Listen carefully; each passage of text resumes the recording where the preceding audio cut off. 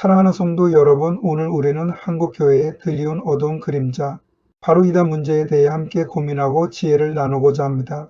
지금 이 시간에도 자칭 그리스도요 재림주라 칭하며 교회를 혼란에 빠뜨리고 성도들의 마음을 흔드는 일들이 비일비재하게 일어나고 있습니다. 이들은 사단의 교묘한 유혹에 넘어가 영적인 힘을 악용하며 안타깝게도 많은 성도들이 이들의 게임에 넘어가고 있습니다. 평소 교회를 다니시던 분들도 이 영적인 힘을 성령의 능력으로 착각하는 경향이 많이 있어 더욱 마음 아프게 느껴집니다. 이러한 상황은 단순히 일부 교인들의 문제가 아니라 한국 교회의 전반적인 영적 건강을 위협하는 심각한 도전 과제로 다가오고 있습니다. 우리는 이러한 현실을 직시하고 교회가 이단 문제에 대해 더욱 적극적이고 지혜롭게 대처해야 할 필요성을 깊이 인식해야 합니다. 그러나 우리는 분명히 알아야 합니다. 모든 영을 무조건 믿어서는 안 된다는 사실 말입니다.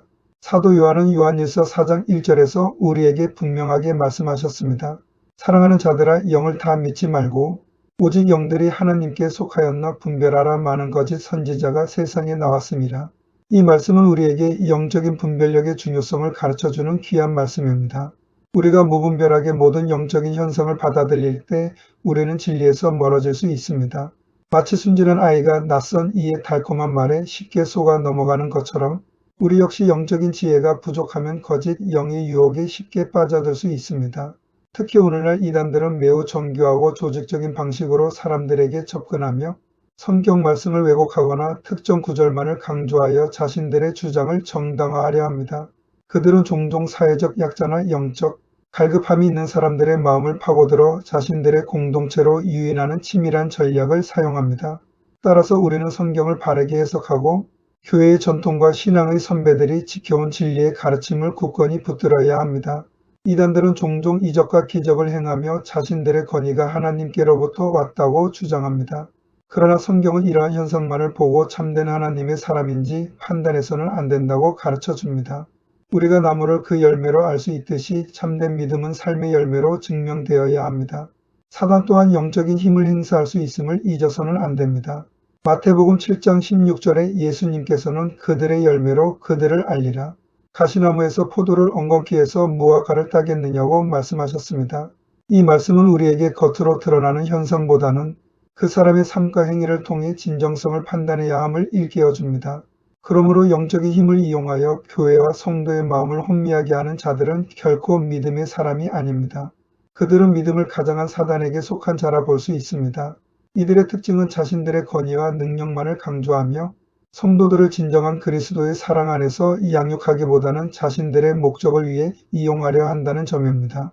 그들은 자신을 신격화하거나 특정 교리나 예언을 통해 성도들의 자유로운 신앙을 억압하고 재산을 갈취하거나 가족관계를 파괴하는 등의 반사회적인 행동을 서슴지 않습니다.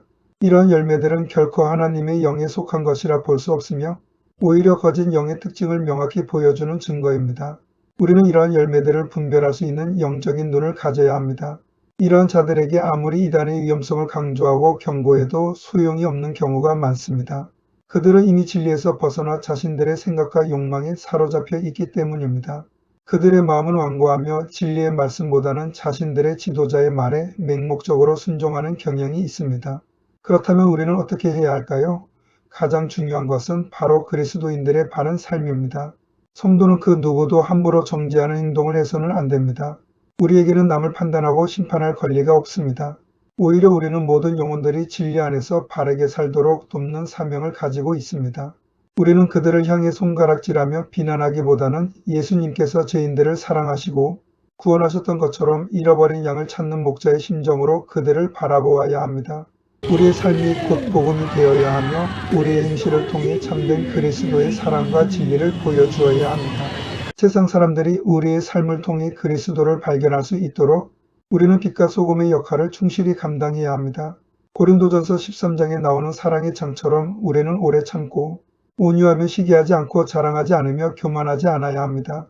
또한 무례히 행치 않고 자기 유익을 구치 않으며 성내지 않고 악한 것을 생각지 않아야 합니다. 불의를 기뻐하지 않고 진리와 함께 기뻐하며 모든 것을 참으며 모든 것을 믿으며 모든 것을 바라며 모든 것을 견뎌야 합니다. 이러한 사랑의 태도야말로 우리가 이단에 빠진 이들을 대할 때 가져야 할 마음가짐입니다. 이 사랑은 단순히 감정적인 동정이 아니라 진리 위에 굳건히 서서 그들의 영혼을 진정으로 염려하는 마음에서 우러나오는 적극적인 사랑이어야 합니다. 우리는 이단에 빠진 이들이 겪는 영적, 정신적, 물질적 고통에 깊이 공감하고 그들이 진정한 자유와 회복을 찾을 수 있도록 기도하고 도와야 합니다. 우리의 사랑이 그들에게 새로운 희망의 문을 열어줄 수 있음을 잊지 말아야 합니다. 그러기 위해서 우리는 이단을 무조건 멀리하고 외면하기보다는 그 안에 있는 사람들에게 바르게 살 수 있는 길을 제시해 주어야 합니다. 물론 이단과의 직접적인 교류는 우리의 믿음을 흔들 수 있으므로 지혜롭게 피해야 합니다. 사단의 교활한 전략에 넘어가지 않도록 우리 자신을 보호하는 것이 중요합니다. 그러나 그들의 사상에 물들지 않은 순수한 마음으로 진리를 갈구하는 이들에게는 우리가 희망의 등대가 되어야 합니다. 우리는 그들이 무엇 때문에 이단에 빠지게 되었는지, 어떤 아픔과 고민을 가지고 있는지 이해하려 노력해야 합니다. 종종 이단에 빠지는 사람들은 삶의 어려움 속에서 위로와 해답을 찾다가 혹은 영적 갈급함 속에서 참된 공동체를 찾다가 유혹에 빠지는 경우가 많습니다. 우리는 이러한 배경을 이해하고 그들의 영적인 갈증을 채워줄 수 있는 참된 진리, 예수 그리스도의 복음을 사랑으로 전해야 합니다. 복음은 능력이며 죽었던 영혼을 살리는 생명의 말씀입니다. 우리는 성경에 기반한 올바른 교리를 분명하게 가르치고 그리스도 안에서 참된 자유와 평안이 있음을 선포해야 합니다. 또한 이단 문제에 대처하기 위해서는 교회가 더욱 견고하게 세워져야 합니다. 교회가 건강하고 성경적인 가르침이 분명하며 성도들 간의 사랑과 교제가 넘칠 때 이단이 파고들 틈이 줄어들게 됩니다. 목회자들은 성도들에게 이단의 교활한 수법과 잘못된 교리에 대해 명확히 교육해야 하며 성도들은 스스로 성경을 읽고 묵상하며 진리를 분별하는 능력을 길러야 합니다. 단순히 이단에 대한 정보 전달을 넘어 왜 우리가 이단을 경계해야 하는지, 그리고 참된 복음이 무엇인지에 대한 깊이 있는 이해를 바탕으로 교육이 이루어져야 합니다. 교회는 성도들이 영적으로 굶주리지 않도록 영의 양식을 풍성하게 공급하고 세상의 유혹과 고난 속에서 흔들리지 않도록 굳건한 신앙의 토대를 마련해 주어야 합니다. 우리는 진리를 굳건히 붙잡고 흔들림 없는 믿음 위에 굳게 서야 합니다. 영적인 분별력을 기르기 위해 항상 성경을 가까이 하고 기도에 힘써야 합니다. 성경 말씀은 우리의 발의 등불이요 길의 빛이 됩니다. 편 11만 9105. 기도는 우리가 하나님과의 깊은 교제를 통해 영적인 통찰력과 지혜를 얻는 통로입니다. 또한 주변에 이단으로 인해 고통받는 이들이 있다면 정죄하기보다는 따뜻한 마음으로 그들을 품어주고 바른 길로 인도할 수 있도록 돕는 역할을 감당해야 합니다. 예수님께서 죄인들을 외면하지 않으시고 그들을 구원하시기 위해 세상에 오셨던 것처럼 우리 역시 이단에 빠져 길을 잃은 영혼들을 향한 긍휼한 마음을 잃지 말아야 합니다. 우리의 작은 관심과 사랑의 손길이 한 영혼을 사단의 괴계에서 건져낼 수 있음을 믿어야 합니다.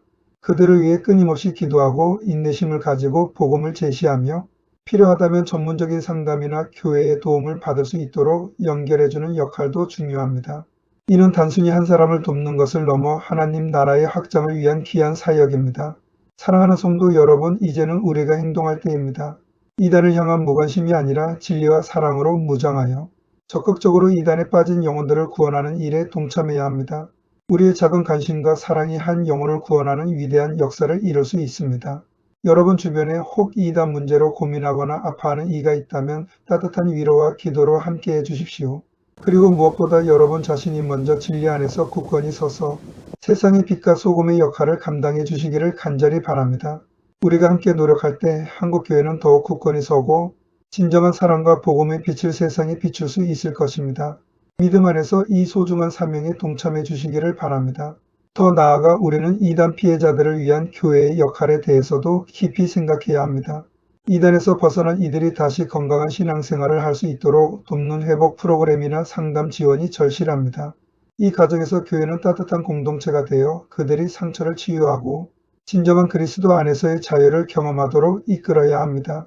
교회가 영적으로 안전하고 사랑이 넘치는 피난처가 될 때 이단의 그림자 속에서 고통받는 영혼들은 희망을 찾을 수 있을 것입니다. 우리는 이 시대의 빛과 소금이 되어 어둠 속을 헤매는 영혼들에게 진리의 길을 제시하고 그들을 그리스도의 품으로 인도하는 복된 도구가 되기를 소망합니다. 모든 성도들이 한마음 한뜻으로 이 사명에 동참하여 한국교회가 더욱 굳건히 서고 참된 복음의 능력으로 이 땅을 변화시키는 역사를 이루어 갑시다. 예수 그리스도의 이름으로 이 모든 것을 간절히 기도합니다. 아멘.